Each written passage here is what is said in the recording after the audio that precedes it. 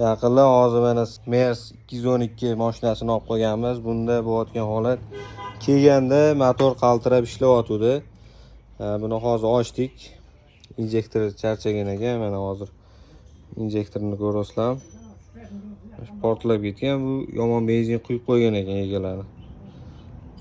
Yomon benzin quygan, mashina benzin taldirgan. 92 da ham mashina yurmay qolgan. Hozir injektor qo'ydik.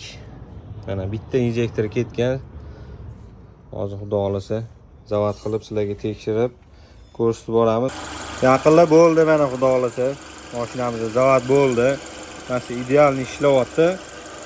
Hozir injektor alishda bunda boya ko'rsatgandek narxiga kelsak, narxini eshitib hayron qolasizlar. Donasi $350 turadi.